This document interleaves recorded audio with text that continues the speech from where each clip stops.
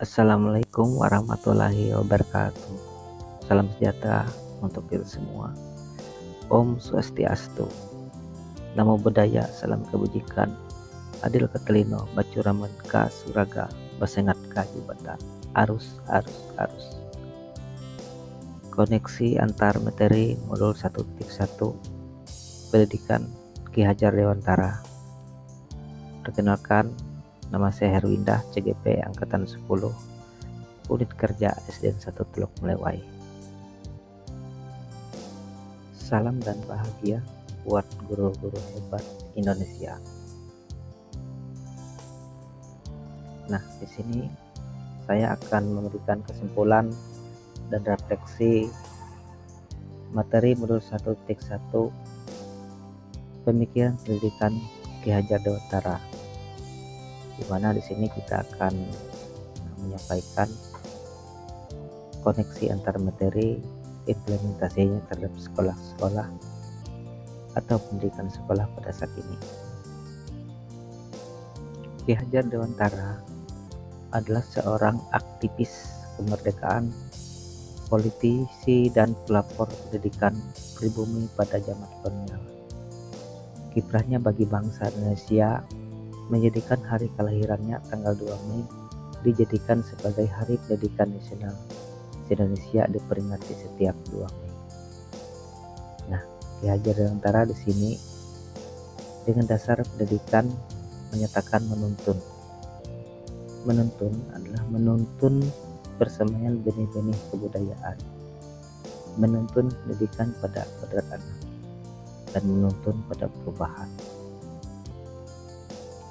Ki Hajar Dewantara menyatakan dengan kata-kata menuntun persemaian benih-benih kebudayaan.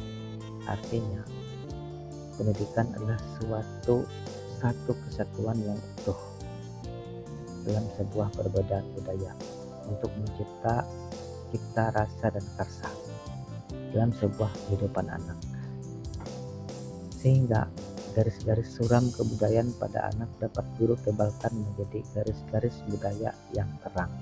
Artinya, guru dapat memperbaiki budaya-budaya pada anak tersebut. Sanggahan secara kritis. Tidak semua budaya itu baik, yaitu kebudayaan itu dipengaruhi oleh pendidikan orang tua di rumah. Faktanya masih banyak terdapat orang tua yang mempunyai SDM rendah, makanya perilaku dan budaya anak sudah melekat pada anak. Misalnya budaya malas, budaya malu.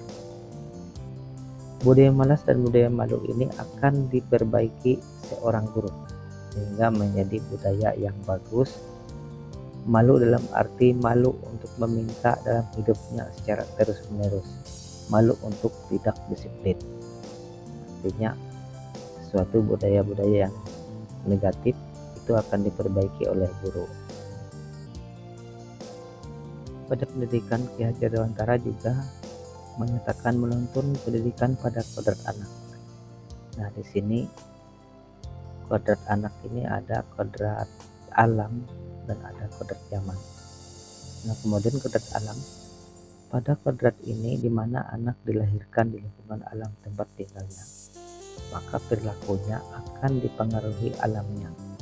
Begitu juga budaya dari anak yang sudah ada sejak dia lahir di lingkungan alamnya.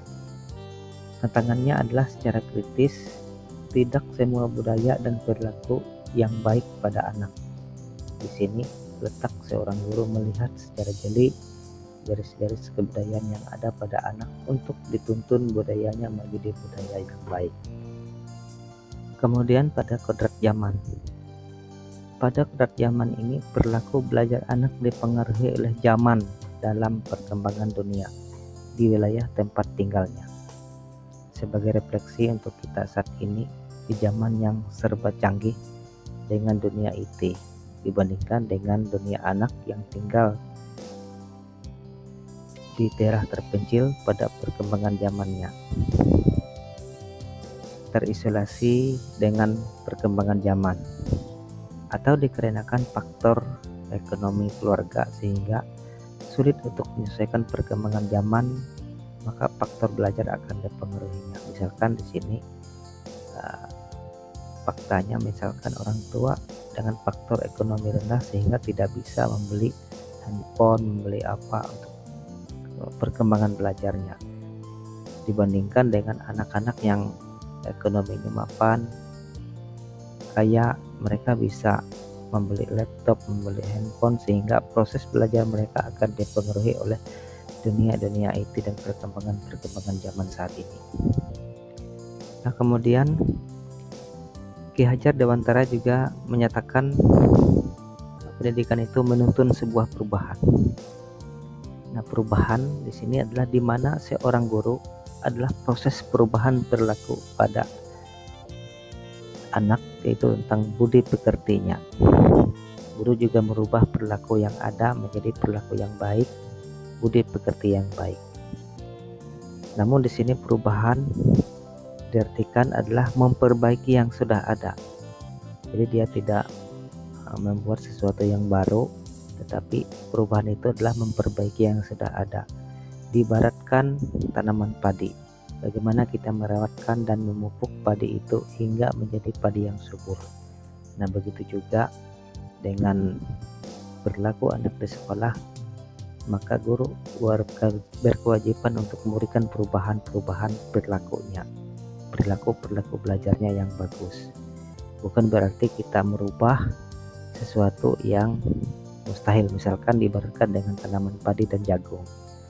Kita merubah tanaman padi menjadi tanaman jagung itu sesuatu hal yang mustahil. Artinya kodratnya di sini, misalkan dia tanaman padi, ya dia akan tumbuh seperti padi. Begitu juga jagung, dia akan tumbuh seperti jagung. Nah, kewajiban guru adalah melakukan perubahan, bagaimana perubahan-perubahan itu menjadi perubahan yang baik bagi perkembangan belajar anak tersebut. Demikianlah koneksi antar materi implementasi pemikiran Ki Hajar Dewantara di sekolah saat ini. Terima kasih dari saya Herwinda. Wassalamualaikum warahmatullahi wabarakatuh. Om Santi Santi Om.